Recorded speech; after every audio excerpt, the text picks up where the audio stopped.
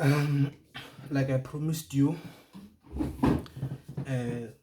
we are gonna discuss about the elastic and inelastic collisions.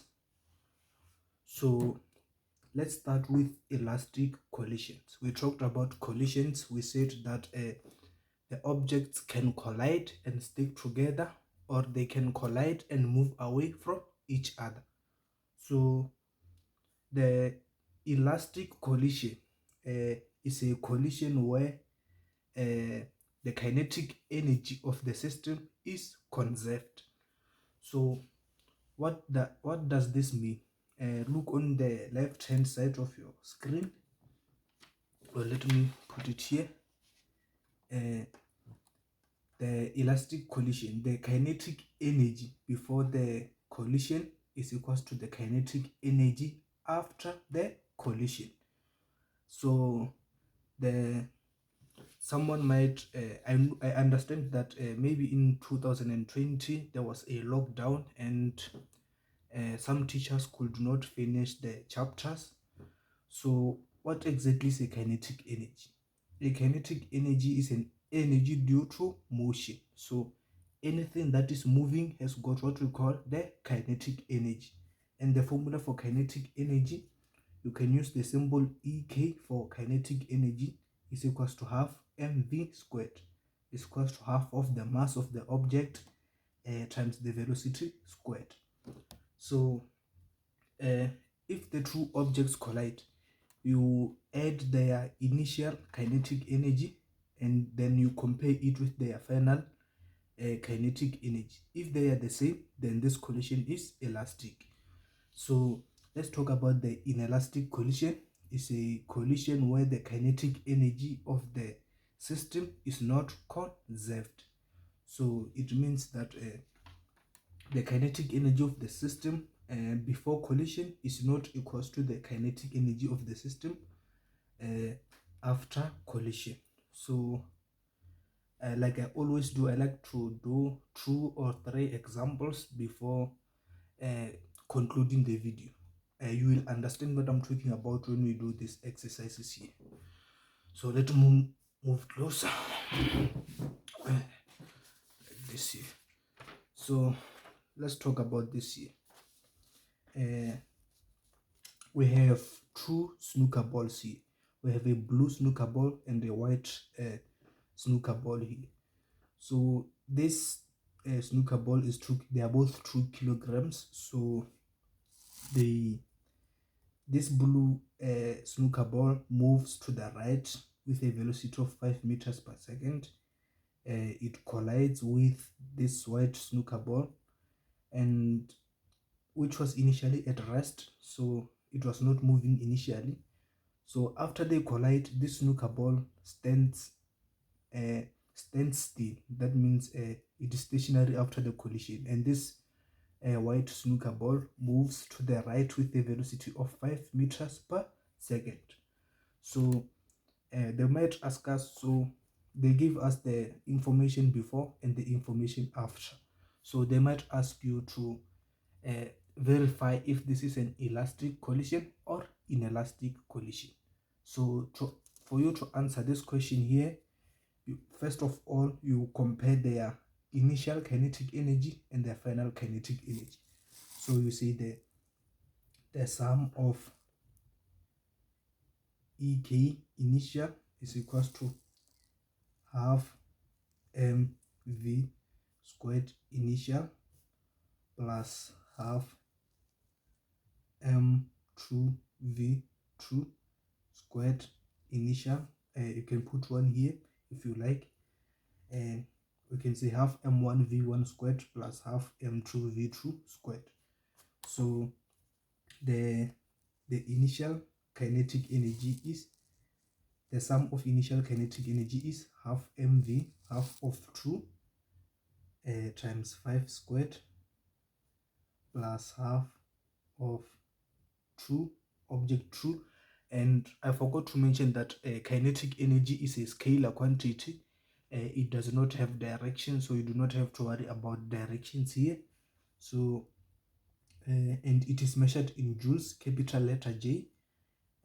What is the initial velocity of this here? Of course, it is 0 squared. So the sum of the initial kinetic energy of the system is, where is my calculator? Oh, it's here. It's half of 2 into 5 squared. I think it's 25, yes. So it's 25 plus 0, because this here times this will be 0. So it's 25 plus 0, which is just 25 joules. So this is the sum of the initial kinetic energy. So let's find the sum of the final kinetic energy. EK final. Remember, I told you that in kinetic energy you do not need to choose directions. So it's half m1 v1 squared final plus half m2 v2 squared final. So it's equals to half into 2. What is the final velocity of the blue ball? Of course, it's 0. So it's 0 squared plus half into 2. What is the final velocity of the white ball? Of course, it's 5. So it's 5 squared is equals to, I think here is 0 plus 25. So it's 25 joule. 25 joules. So there is 25 joules of kinetic energy before collision, and there is 25 joule of kinetic energy after collision. So we can say that this is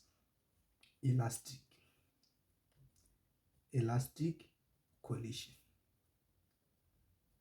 This is elastic collision. And yeah, this is actually a 5-mark question. How they mark is that they do this for substituting and answering, and then this, then you take your 5 marks.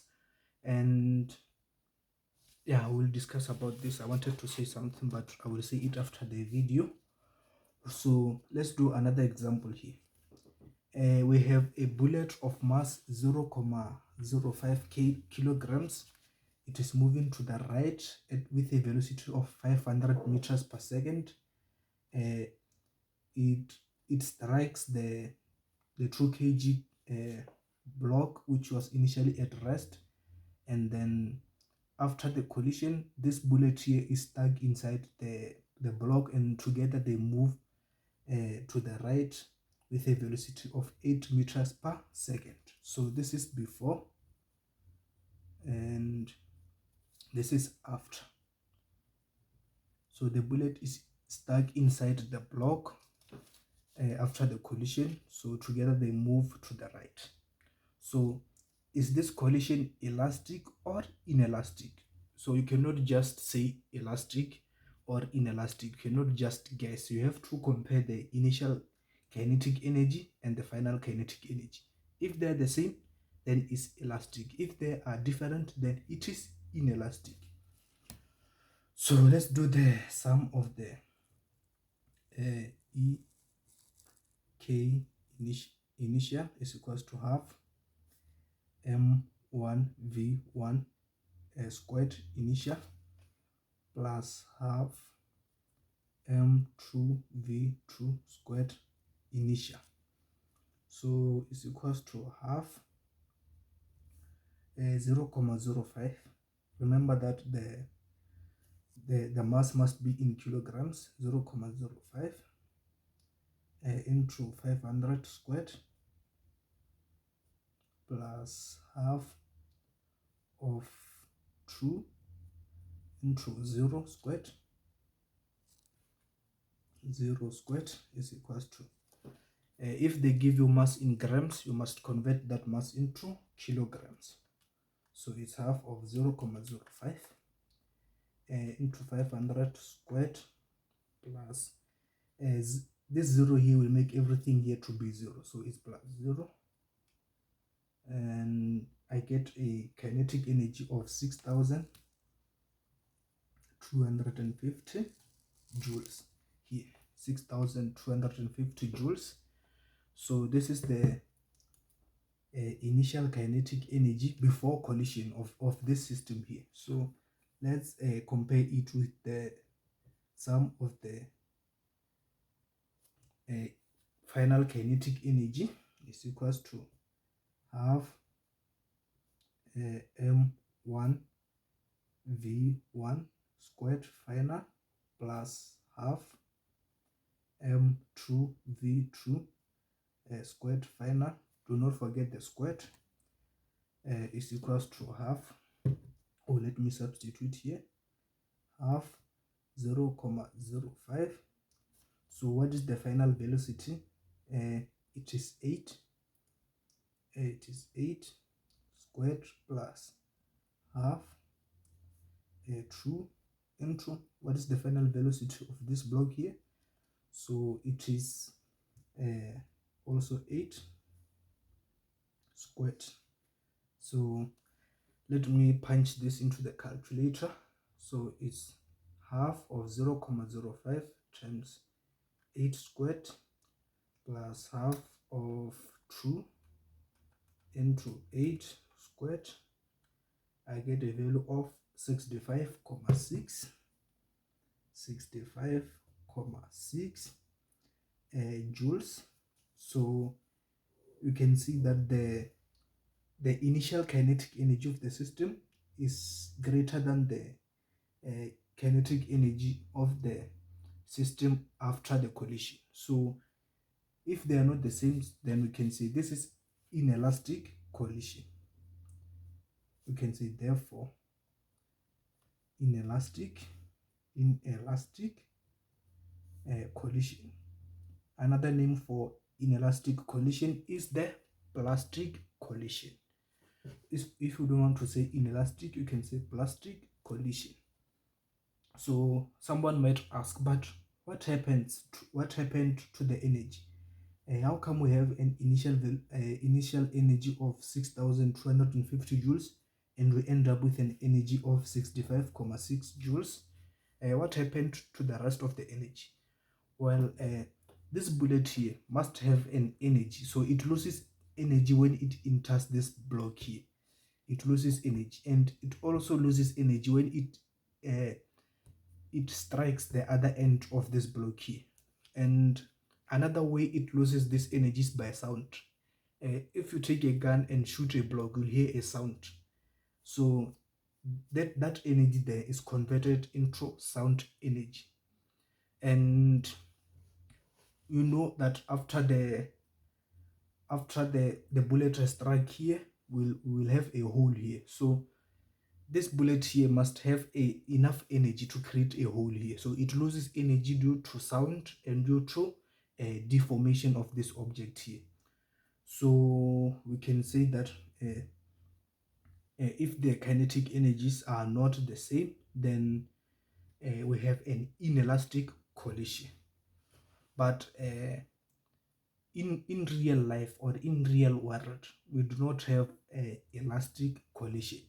The only closest thing we have to elastic collision are the snooker balls, like I showed you here, are the snooker balls. But since we hear the sound when these balls collide, so this collision here, or some of the energy is converted into sound energy. So they are almost elastic, but we do not have elastic collisions in real world.